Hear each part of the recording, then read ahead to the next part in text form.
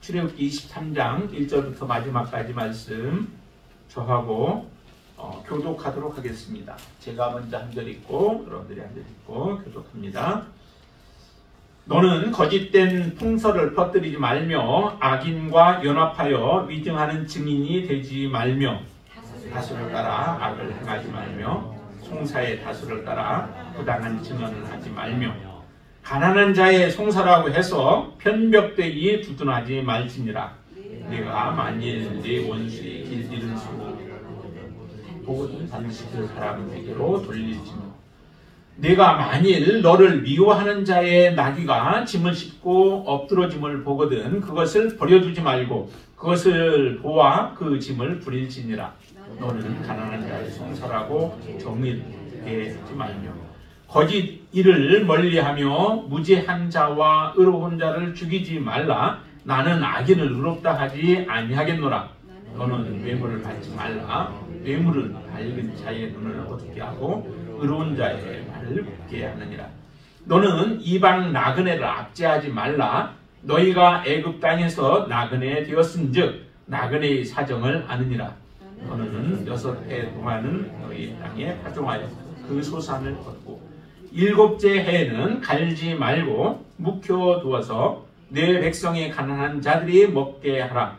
그 남은 것은 들짐승이 먹으리라. 내 포도원과 감람원도 그리할지니라. 너는 6해 동안에 내 일을 하고 7째 날에는 쉬라.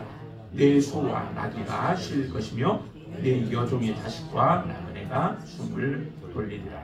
내가 내게 이른 모든 일을 삼가 지키고 다른 신들의 이름은 부르지도 말며 내 입에서 들리게도 하지 말지니라. 너는 매년 3번 내게 절기를 지키라. 너는 무교병의 절기를 지키라. 내가 내게 명령한 대로 아비벌에 정한 때에 1해 동안 무교병을 먹을지니 이는 그달에 내가 애굽에서 나왔음이라. 빈손으로 내 앞에 나오지 말지니라. 맥추절을 지키라. 이는 내가 수고하여 밭에 뿌린 것에 전 열매를 거두니라. 수장절을 지키라. 이는 내가 수고하여 이룬 것을 연말의 밭에서부터 거두어 저장합니다. 내 모든 남자는 매년 3번씩 주 여호와께 보일지니라. 너는 내 제물의 피를 유기병과 함께 드리지 말며 내 절기 제물의 기름을 아침까지 남겨두지 말지니라. 내 토지에서 처음 거둔 열매의 가장 좋은 것을 가져다가 너의 하나님 여호와의 전에 드릴지니라. 너는 염소 새끼를 그 어미의 젖으로 삼지 말지니라. 내 앞서 보내어 길에서 너를 보호하여 너를 내가 예비한 곳에 이르게 하리니 너희는 삼가 그의 목소리를 청종하고 그를 노엽게 하지 말라. 그가 너희의 허물을 용서하지 아니할 것은 내 이름이 그에게 있음이니라. 내가 그의 목소리를 다 청종하고 내 모든 말대로 행하면 내가 원수에게 원수가 되고 내 대적에게 대적이 될지라. 내 사자가 내 앞서 가서 너를 아모리 사람과 헷 사람과 브리스 사람과 가나안 사람과 휘 사람과 여부스 사람에게로 인도하고 나는 그들을 끊으리니 너는 그들의 신을 경배하지 말며 섬기지 말며 그들의 행위를 본받지 말고 그것들을 다 깨뜨리며 그들의 주상을 부수고 내 하나님 여호와를 섬기라. 그리하면 여호와가 너희의 양식과 물에 복을 내리고 너희 중에서 병을 제하리니 내 나라에 낙태하는 자가 없고 내 임신하지 못한 자가 없을 것이라. 내가 너희의 날수를 채우리라. 내가 내 위엄을 내 앞서 보내어 내가 이를 곳의 모든 백성을 물리치고 내 모든 원수들이 내게 등을 돌려 도망하게 할 것이며 내가 왕벌을 내 앞에 보내리니 그 벌이 히위 족속과 가나안 족속과 헷 족속을 내 앞에서 쫓아내리라. 그러나 그 땅이 황폐하게 되므로 들짐승이 번성하여 너희를 해할까 하여 1년 안에는 그들을 내 앞에서 쫓아내지 아니하고 내가 번성하여 그 땅을 기업으로 얻을 때까지 내가 그들을 내 앞에서 조금씩 쫓아내리라. 내가 내 경계를 홍해에서부터 블레셋 바다까지 광야에서부터 강까지 정하고 그 땅의 주민을 내 손에 넘기리니 내가 그들을 내 앞에서 쫓아낼지라. 너는 그들과 그들의 신들과 언약하지 말라. 같이 읽습니다. 그들이 내 땅에 머무르지 못할 것은 그들이 너를 내게 범죄하게 할까 두려움이라. 내가 그 신들을 섬기면 그것이 너의 올무가 되리라. 아멘. 자, 23장까지 20장부터 23장까지는 10계명에 대한 내용들이라고 말씀을 드렸죠. 20장 자체는 10계명의 원론과 같은 거예요. 10계명, 1계명부터 10계명까지 원론에 해당되는 부분들이고, 그리고 나서 이제 21장부터 시작해서 23장까지는 그 실제적으로 이제 우리가 어떻게 행해야 되느냐, 10계명에 대한 구체적인 내용들을 우리에게 말씀해 주시는 것이 이제 23장까지의 내용입니다. 자, 그런데 이 10계명이라고 하는 것은 정말 굉장히 멀리 있는 게 아니죠. 10계명은 우리가 인간이 이 땅에서 살아가는 데 있어서 가장 사실은 기본적인 부분들이에요. 우리가 혼자 살아가는 것이 아니죠. 같이 함께 살아가는 것이기 때문에 살아가는 데 있어서는 서로가 지켜야 할 부분들이 있습니다. 그런 지켜야 할 것 가운데서 인간들에 있어서 가장 기본적인 부분들이다라고 하는 것이죠. 다른 사람의 인격이 중요하면 내 인격도 중요하고, 그렇기 때문에 내가 보호를 받고 존경받기를 원한다면 다른 사람도 보호받고 존경받기를 원하는 마음이 있죠. 그것을 해하지 않고 함께 아름다운 하나의 공동체를 이루어가기 위해서는 꼭 필요한 부분들이 바로 이 10계명이라고 하는 것이죠. 그 10계명을 구체적으로 우리가 이루어가기 위해서 어떻게 해야 되는가. 이제 오늘 23장 1절부터 이제 9절까지의 내용들을 보면은 우리의 9계명에 해당되는 부분들에 대해서 보통 이렇게 말씀하고 계시는 거예요. 근데 정말 이 말씀들은 그 당시뿐만 아니라 우리가 평생 이 땅에서 살아가는 동안에 필요한 부분들이에요. 그렇기 때문에 지금 오늘날 우리의 삶에도, 여러분들의 삶 속에서도 동일하게 적용되어지는 그런 말씀들이다라고 하는 것을 여러분들이 잊지 않으시길 바랍니다. 특별히 1절에 보면 이렇게 이제 몇 가지를 당부를 하는데, 풍설을 퍼뜨리지 말라라고 하는 거죠. 그것도 거짓된 풍설이에요. 거짓된 풍설. 요즘 같으면은 이제 유튜브 같은 것이 굉장히 많다 보니까 유튜브를 통해서 들려주는 그런 풍설들이 굉장히 많습니다. 그거는 자기의 견해, 자기의 생각들을 유튜브에서 방송을 하다 보니까 잘못된 내용들이 굉장히 많습니다. 그런 것을 우리는 그것이 진실인 줄 알고 이야기를 하면 나도 모르게 거짓된 그 풍설을 퍼뜨리는 결과들이 되어져요. 그렇기 때문에 참 조심스럽습니다. 우리가 항상 그래서 치우치지 않냐고 중간에서 그것을 잘 검증을 하고, 풍설 같은 경우는 검증이 필요하죠. 이제 보통 팩트 체크라고 얘기를 많이 하잖아요. 그래서 팩트가 무엇인가, 팩트도 체크가 되어지지 않고 그냥 전하게 되어지면 우리가 이렇게 잘못된 것을 전할 가능성들이 많다라고 하는 거예요. 근데 여기에도 보니까 너는 거짓된 풍설을 퍼뜨리지 말라라고 말씀합니다. 악인과 연합하여서 위증하는 증인이 되지 말라라고도 말씀하시죠. 이런 위증하는 경우, 판사 앞에서 위증을 해도 그것은 굉장한 벌이 죄가 되어지죠. 그래서 그에 합당한 벌을 받아야만 돼요. 더군다나 우리가 하나님 앞에 살아가는 사람들 아닙니까? 여러분들은 정말로 하나님을 모시고 살아가고 하나님을 의식하고 살고 하나님 앞에서 선 사람들이에요. 그렇기 때문에 우리의 입술에는 더욱더 위증된 것이나 거짓된 풍설과 같은 것들을 멀리 해야 돼요. 의지적으로 여러분들이 그런 마음을 가지고 살아가셔야 바로 이런 거짓된 풍설로부터 우리를 깨끗하게 보호할 수 있고 다른 사람들을 또 보호할 수 있는 계기가 되어지게 됩니다. 여러분들이 그렇게 결단하실 수 있게 되길 바랍니다. 그리고 두 번째 보면은 거기에 많은 사람들의 의견이, 민주주의에서는 다수의 의견을 따라가게 되어지죠. 근데 다수라고 옳은 것은 아니죠. 많은 사람이 같이 동의를 하고 가는 길에도 거짓될 수 있습니다. 군중의 심리와 같은 거죠. 예수님 당시에 보면은 많은 군중들이 예수님을 뭐라고 그래요? 십자가에 못 박으라는 거죠. 십자가에 못 박으래요. 그래서 그 군중 심리에 이끌려서 많은 사람들이 같이 외치면서 예수님을 십자가에 못 박았지만은 그거는 진실된 것은 사실은 아니죠. 이와 같은 모습들이 우리가 살아가는 동안에도 많이 있을 수 있습니다. 그렇지만은 정말 우리가 해야 할 것은 다수가 따라간다 할지라도, 다수가 동의를 한다 할지라도 그것이 옳은 것이 아니라면은 아니다라고, 그리고 나는 등을 돌릴 수 있는 그런 믿음이 여러분들에게 있게 되어지길 바랍니다. 그래서 다수에 따라서 우리는 같이 움직이기 쉽지만은 부당한 증언을 다수를 따라서 하지 말라는 거예요.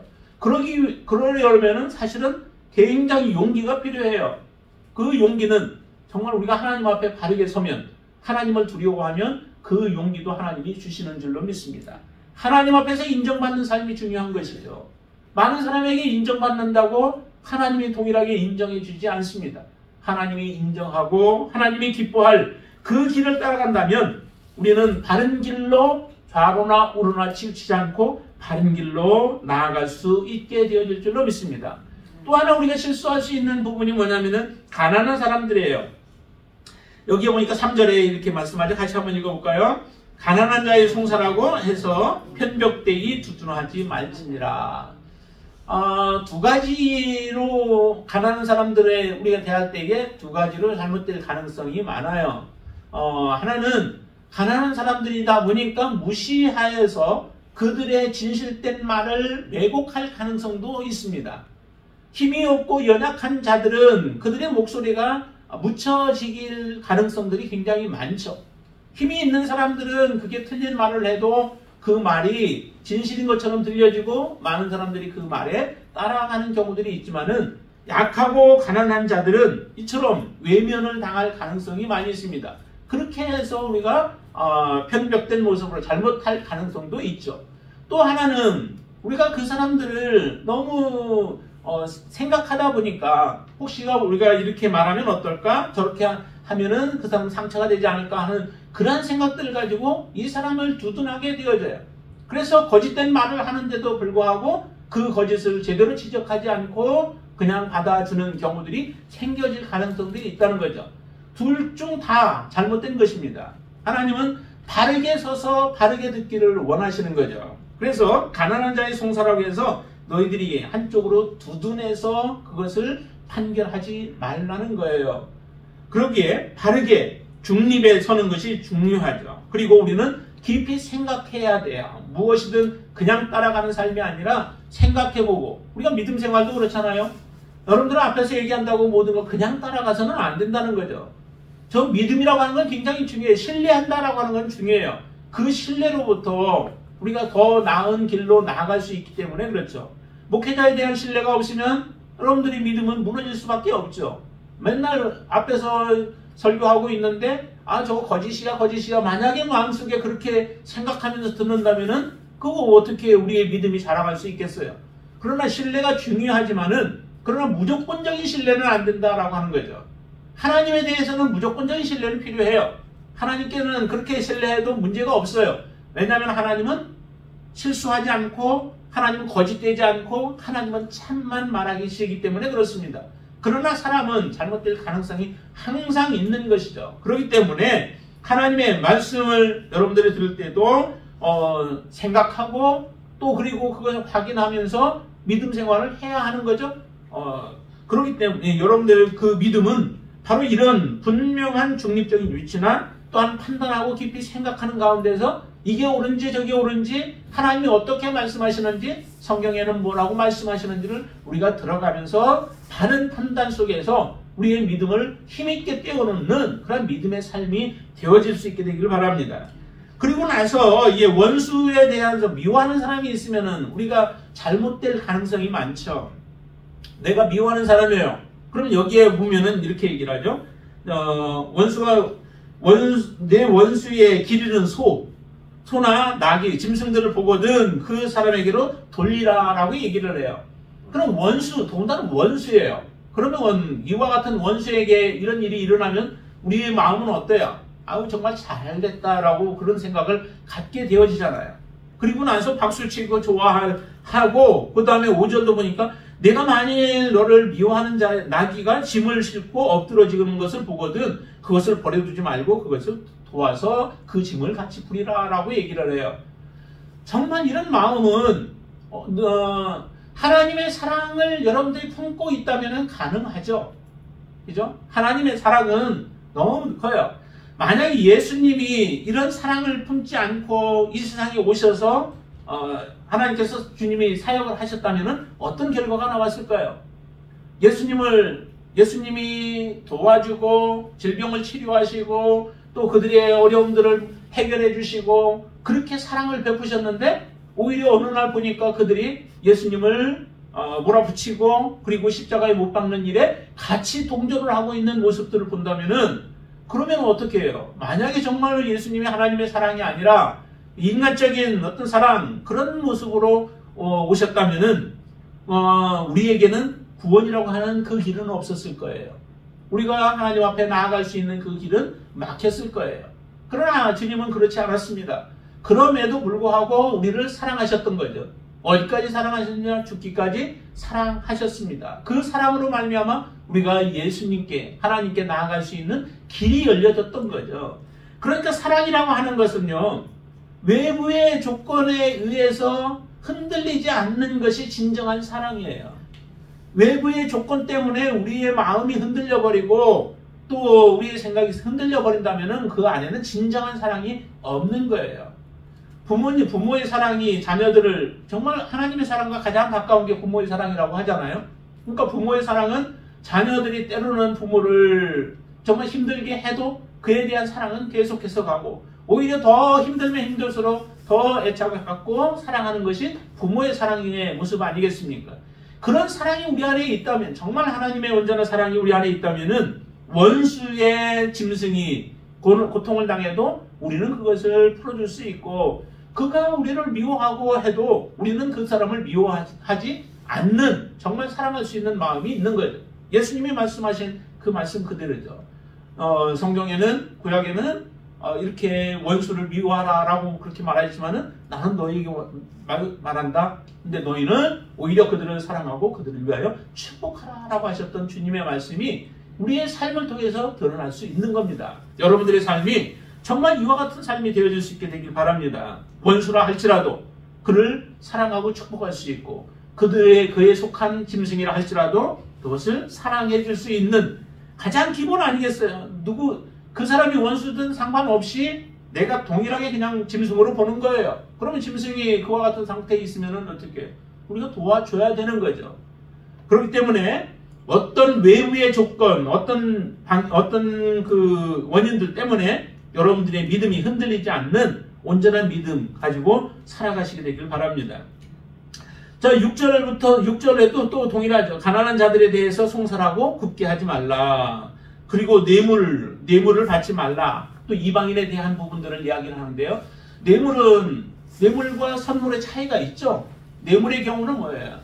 어떤 목적, 이권적인 목적이 있어서 그것을 주는 것이 이제 뇌물이 되겠죠. 그러나 선물의 경우는 다른 사람의 마음을 굉장히 따뜻하게 해주죠. 다른 사람의 마음을 부드럽게도 해줘요. 근데 그 선물은 목적이 없어요. 어떤 대가가 없어요. 대가 없이 그냥 감사함으로 또 사랑함으로 그냥 주어지는 것이 바로 선물이에요. 그런 선물은 주고 또 받을 수도 있지만은 그러나 뇌물은 주지 말라라고 또 뇌물은 받지 말라라고 말씀하십니다. 그 이유는 뭐예요?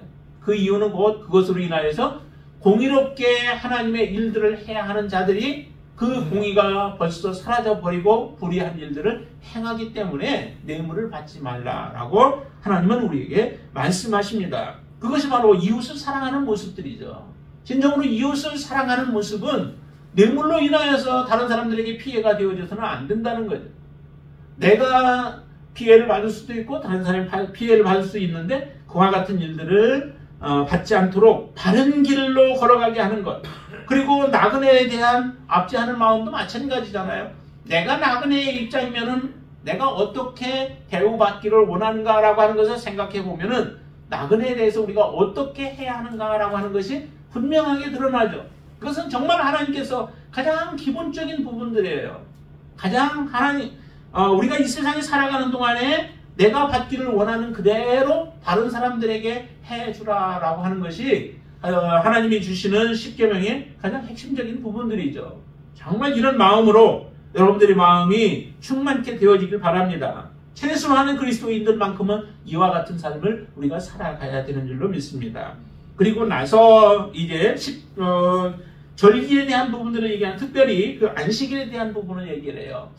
안식일은 사람을 위한 것이다 라고 주님은 말씀하시죠. 안식일을 하나님이 주신 이유가 사람을 위하여서 주셨는데, 그 안식은 곧 안식일을 통하여서 우리에게 쉼을 주기 위함이죠. 근데 이 안식일을 통하여 두 가지 목적이 있는 거예요.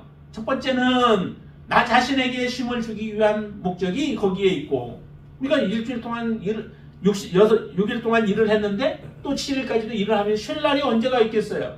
뭐 저녁에 좀 쉬기도 하기는 하겠지만은 그거 가지고 부족하니까 하나님께서 우리에게 쉼을 허락해 주신 줄로 믿습니다. 그리고 나서 그게 다가 아니에요. 그 쉼뿐만 아니라 다른 사람, 내가 쉬어야 다른 사람들에게도 쉼을 줄 수 있는 것이죠. 주님께서 원하시는 것이 바로 그런 모습입니다. 자, 12절 한번 보실까요? 12절 한번 같이 읽습니다. 엿새 동안에 내 일을 하고 일곱째 날에는 쉬라. 내 소와 나귀가 쉴 것이며 내 여종의 자식과 나그네가 숨을 돌리리라. 그것도 동일하죠. 하나님께서 만드신 존재들이에요. 이 세상의 모든 것이 다 하나님의 은혜 속에서 하나님의 작품들이에요. 그러기에 나만 좋은 조건과 환경 속에서 지내는 것이 아니라 모든 사람들이 이런 쉼을 얻고 자유를 누리면서 살아갈 수 있도록 하는 것이 하나님이 우리에게 명령하시는 말씀입니다. 그렇다면은 이 안식년도 마찬가지죠. 안식년도 하나님의 놀라운 은혜를 우리가 경험케 되어지는 거예요. 안식년이라고 해서 7년째 하나님이 우리를 못 먹게 하시나요? 우리를 굶게 하시나요? 굶게 하시지 않죠. 6일 동안 일하고 나서 7일째 우리가 먹을 게 없도록 굶게 만드시는 분이 아니세요. 우리가 믿음으로 결단하고 하나님 앞에 그렇게 믿음으로 살아가게 되어지면 그 필요한 것들을 하나님은 공급해 주신다는 거죠. 그런데 믿음이 없으니까, 하나님을 신뢰를 못하니까 우리가 믿지 못하고 행하지 못하는 거예요. 그러다 보니까 우리의 몸은 몸대로 곤고해지고 힘들어지고 또 우리의 물질은 물질대로 핍전해져가는, 그러면서 실제적으로 하나님을 섬기지 못하고 하나님 앞에 불순종하는 자로 낙인시켜버리는 결과가 오게 되어지죠. 우리는 결단하시게 되길 바랍니다. 이 안식년이나 안식일과 같은 것은 나만이 아니라 다른 사람들을 위한 것이기도 하다라고 하는 것을 여러분들이 기억하시길 바랍니다. 그런 마음 속에서 우리가 하나님 앞에 산다면 정말 우리는 이제 믿음으로 결단하면서 살아가게 되어질 거예요. 그리고 이 진정한 안식은 이 땅에서 우리가 6일, 7일째 안식하는 것이 진정한 안식이 아니죠.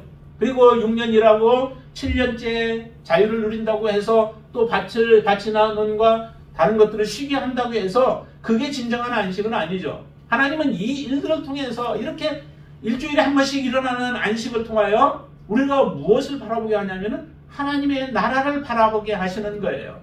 하나님이 영원히 우리에게 안식을 주실 하나님의 나라를 우리로 하여금 보게 하시는 거예요. 우리가 얼마나 어리석은지 그렇게 일주일마다 한 번씩 안식일을 누리면서도 그러면서도 하나님의 나라에 대한 소망을 갖지 못하고 살아가는 어리석은 사람들이 참 많아요. 정말 얼마나 낯을 갖다 놓고 해도 기억자도 모르는 것과 같은 모습의 삶을 우리가 살아가고 있다라고 하는 거죠. 정말 이 안식은, 안식년이나 안식일이나 이와 같은 것들은 우리가 하나님의 나라를 바라보라는 겁니다. 하나님은 이 나라를 우리에게 주기를 원하고 그 나라를 소망하면서 살아가는 사람들이 믿음의 자녀들인 줄로 믿습니다. 여러분들의 삶이 바로 이런 삶인 줄로 믿습니다.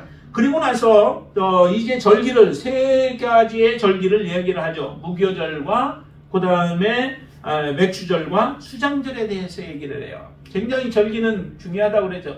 7절기가 있는데 그 7절기마다 굉장히 중요한 의미들을 가지고 있어요. 첫 번째는 하나님께서 그 절기들을 통해 무엇을 하셨는가라고 하는 것을 절기를 통해 우리가 알게 되죠. 유월절과 같은 것은 하나님께서 이스라엘 백성들을 출애굽시켰던 애굽에서부터 장자를 다 애굽의 장자들을, 그럼 첫 새끼들을 죽이고 그리고 이스라엘 백성들을 구원해내신 하나님의 그 출애굽을, 그리고 어린 양 예수 그리스도를 보게 하는 것이 유월절이죠. 무교절은 정말 예수 그리스도의 무덤을 우리에게 보여주시는 거예요. 그래서 무덤에 들어가셨던 것 같은 그 고난, 하나님으로부터 완전히 끊어진 것과 같은 그 고통 속에 있었던 그 예수님의 그 모습을 이 무교병의 절기, 누룩 없는 떡을 먹으면서 쓴 나물을 먹으면서 그들이 느끼게 만드는 것이 바로 이 무교절기죠. 그리고 맥주절과 같은 그런 하나님이 은혜로 우리에게 수확을 거두게 하신 그 하나님의 손길. 우리가 열심히 땀 흘리며 일을 하기도 하죠. 그러나 그 땀 흘려서 일한 것이 정말 내 수중에 들어온다라고 하는 확신이 여러분들이 있나요?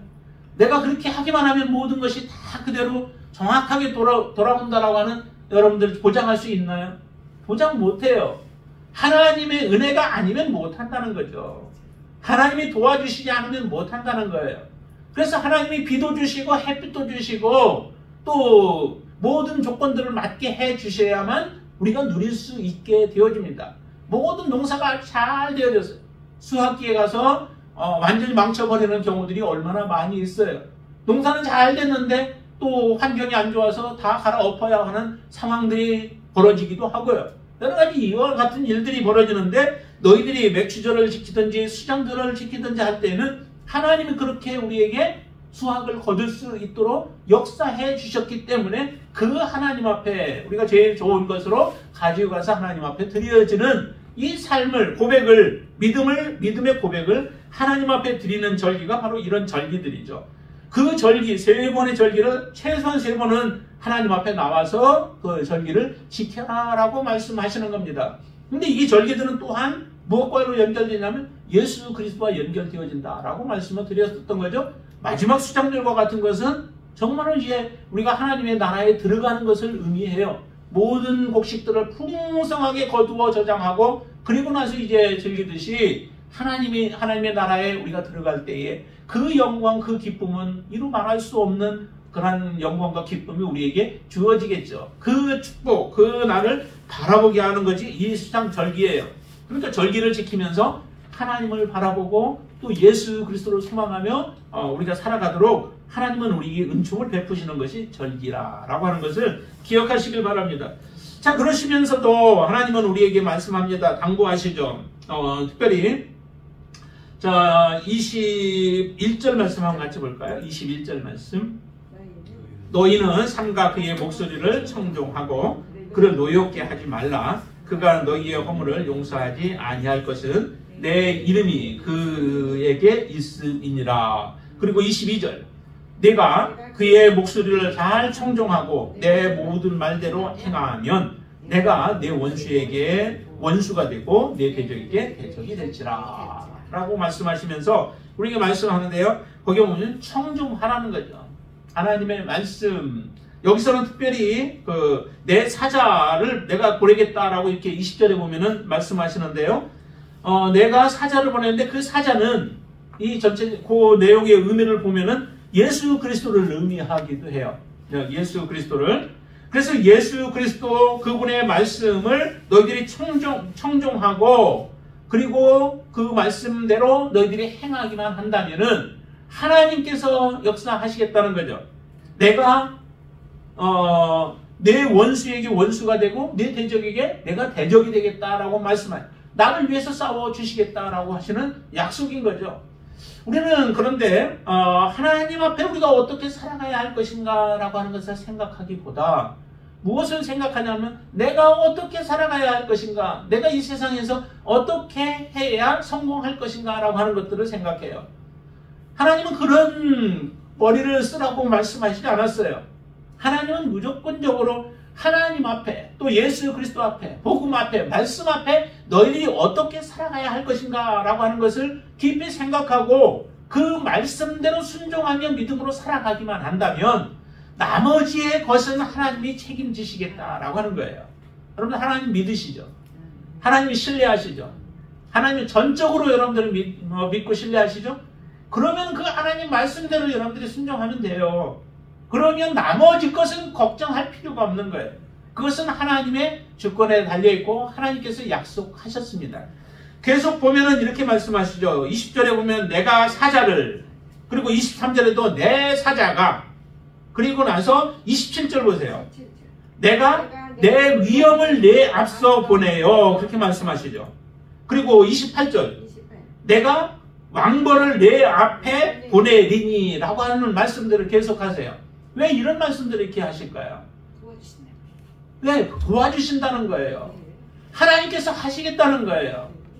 하나님께서 사자를 보내서 어디로 인도하냐면은 예비한 곳에 이르게 하겠다라고 20절에 말씀하셨잖아요. 하나님이 그렇게 하시겠다는 거예요. 그리고 사자를 보내서 너희들을 인도하겠다. 가나안 땅으로 인도하겠다는 거죠. 그리고 내 위엄을 보내서 그들을 도망가게 할 것이라는 거예요. 왕벌을 보내서 그들을 쫓아낼 것이다 라고 말씀하세요. 하나님께서 이와 같은 환경과 여건들을 다 만들어 가시겠다는 거예요. 그렇지만 이렇다고 해서 우리의 모든 우리가 해야 할 일들을 하나님께서는 하지 말라라고 하시는 건 아니에요. 이렇게 하나님은 하시지만은 또 하나님은 때로는 우리에게 말씀하기를 우리가 직접적으로 싸워서 그것을 빼앗아야 하기도 해요. 그렇지만 하나님께서는 우리가 노력으로 다 되어지지 못하는 부분을 하나님이 이렇게 행하심으로 인하여 우리가 믿음으로 그 일들을 취하기만 하면 다 얻을 수 있도록 하나님은 그렇게 만들어 놓으신 거죠. 하나님의 지혜는 정말 끝이 없어요. 하나님의 지혜는 끝이 없어요. 그러니까 우리에게 이처럼 계속해서 말씀해 주심으로 인하여 너희들은 믿음으로 하나님을 믿음으로 신뢰하며 믿음으로 가기만 한다면 그 하나님만 섬기면 너희들의 앞일은 하나님이 대신 책임져 지시겠다라고 말씀하시는 겁니다. 예수님도 그러셨잖아요. 너희는 무엇을 먹을까, 무엇을 마실까, 무엇을 입을까 염려하지 말라는 거예요. 너희들이 해야 할 일이 있다면 뭐예요? 그것은 오직 그의 나라와 그의 의를 구하라. 그리하면 이 모든 것, 너희들이 염려했던 그 모든 것들은 내가 너희에게 있어야 될 줄을 왜 모르겠느냐, 더 잘한다는 거예요. 그러니까 그거 염려하지 말고 오직 하나님의 나라와 그의 의를 구하는 삶을 살기만 하면 이 모든 것은 너희에게 더하시겠다 하나님이 약속하셨습니다. 여러분들에게 하나님은 약속하셨습니다. 하나님은 이 말씀들을 주신 것도 너희들이 이렇게 하나님을 섬기고 하나님을 경외하고 그 말씀대로 청종하고 살아가면 그 땅, 가나안 땅 아직 도착하지 않았어요. 지금은 지금 가고 있는 과정이 출애굽기가 지금 과정이잖아요. 그리고 시내산 밑에서 하나님의 말씀을 지금 모세가 받아와서 이 말씀을 지금 전하고 있는 거예요. 가나안 땅에 들어갈 일은 아직 한참 남았어요. 한참 남아있는 그런 상태예요. 그 상태에서 하나님이 모세를 통하여 지금 이 말씀을 주시고 계신 겁니다. 그러나 이 말씀은 우리가 지금 그 이후에 살아가고 있는 우리들이 볼 때는 이 말씀대로 그대로 이루어지죠. 이루어지는 것을 우리가 보듯이 약속의 말씀들, 성경을 통하여 우리에게 주신 약속의 말씀도 반드시 성취가 되어집니다. 우리가 약속하신 것은 하나도 그게 땅에 떨어지는 일들이 없이 반드시 성취되어집니다. 그러면 이스라엘 백성들이 믿음으로 따라가듯이 우리도 하나님 앞에 오직 하나님만 섬기며 주님만을 바라보며 믿음으로 살아가는 저와 여러분들이 되시길 바랍니다. 그렇게 될 때 하나님의 놀라운 역사가 우리의 삶에 이루어질 줄로 믿습니다. 특별히 여기에 보시면 이렇게 얘기를 하죠. 22절 한번 보실까요? 아까 우리가 읽었었죠. 내가 그의 목소리를 다 청종하고 내 모든 말대로 행하면 내가 네 원수에게 원수가 되고 네 대적에게 대적이 될지라. 그리고 23절 내 사자가 네 앞서 가서 너를 아모리 사람과 헷 사람과 브리스 사람과 가나안 사람과 히윗 사람과 여부스 사람에게로 인도하고 나는 그들을 끌으리니. 24 너는 그들의 신을 경배하지 말며 섬기지 말며 그들의 행위를 본받지 말고 그것들을 다 깨뜨리며 그들의 주상을 부수고 내 하나님 여호와를 섬겨라 라고 말씀합니다. 가나안 땅에 들어가서 해야 할 일들이죠. 가나안 땅에 들어가서 해야 할 일들인데 자, 그 모습이 무엇과도 동일하냐면은 우리가 예수 그리스도를 모셔드렸을 때에 우리의 삶에 일어나야 할 부분들이 동일한 게 이와 같은 모습들이에요. 우리가 예수 그리스도를 모셔드리면 뭔가요? 근데 이제 우리의 주인이 바뀌어졌잖아요. 이전에는 나도 모르게 우상을 섬기고 아니면 사단을 섬기고 마귀를 섬겼던 삶이었지만은 이제 예수 그리스도를 만난 이후에 나의 주인은 예수 그리스도가 되어지신 거예요. 그러면 예수 그리스도가 기뻐하지 아니하고 예수 그리스도가 싫어하는 모든 것들도 우리는 동일하게 버려야 되죠. 이전에 섬겼던 것들 다 버리고 우리의 생각조차도 우리의 고집, 또 우리의 자아, 모든 것들이 하나님과 대치됐던 모든 것들은 다 부숴버리고 그리고 오직 하나님을 우리가 섬기고자 하는 것이 바로 우리의 믿음의 결단이요 고백인 줄로 믿습니다. 그걸 바로 다 깨뜨리며 내 안에 있었던 우상들, 하나님이 아닌 다른 좋아했던 모든 것들을 다 깨뜨려 버리고 오직 이제 내 하나님 여호와를 섬기라 라고 하신 말씀대로 살아가는 삶이 저와 여러분들의 그리스도인의 진정한 삶이라고 하는 것입니다. 여러분들은 이런 결단이 일어나서 지금 여기까지 오신 줄로 믿습니다. 이 결단이 없다면 우리는 중간에 언젠가 무너져 버려요. 이 결단으로 하나님 앞에 살아가게 되어질 때에 우리는 마지막까지 예수 그리스도가 나의 주인이심을 고백하면서 어떤 주변의 환경도 이겨내고 우리는 주님 앞에 서게 되어질 줄로 믿습니다. 그렇게 서도록 하나님은 우리를 인도해 주실 줄로 믿습니다. 하나님이 가나안 땅에 이스라엘 들어가서 살게 하고 쫓아내고 하시는 모든 것들과 같이 우리 안에 있는 더러운 것들이 예수 그리스도로 성령님으로 말미암아 다 쫓겨나고 오직 하나님이 기뻐하시는 거룩한 삶으로 주님을 섬기는 그런 믿음의 삶이 될 줄로 믿습니다. 우리 저기를 한번 보시죠. 31절 한번 보실까요? 31절. 내가 내 경계를 홍해에서부터 블레셋 바다까지 광야에서부터 강까지 정하고 그 땅의 주민을 내 손에 넘기리니 내가 그들을 내 앞에서 쫓아낼지라 그러죠. 쫓아내래요. 앞에서는 뭐라고 그랬어요? 내가 그들을 내 앞에서 조금씩 쫓아내리라 라고 말씀하셨잖아요. 하나님이 쫓아내시겠다고 하셨는데 이게 여기 보니까 뭐라 그래요? 내가 그들을 내 앞에서 쫓아낼지라 라고 말씀해요. 그러니까 사람이 해야 할 부분들이 있고 하나님께서 그런 내가 정말 쫓아낼 의지가 있고 그런 삶을 살아가게 되어진다면 반드시 그렇게 하게 해주시겠다라고 하는 것이 하나님의 약속인 거예요. 그러나 내가 가만히 있으면 어때요? 하나님은 그 일을 하지 않으세요.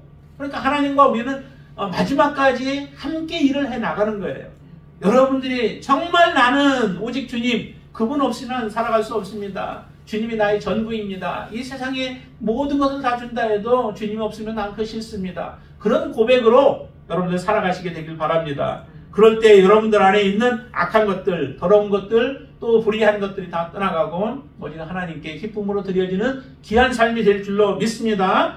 오직 하나님만 섬기는, 그래서 더 이상 우리에게 올무가 없는 하나님만 온전히 섬기는 믿음의 삶이 되시기를 주님의 이름으로 축원을 드립니다. 기도하겠습니다. 하나님 사랑합니다. 하나님 찬양합니다.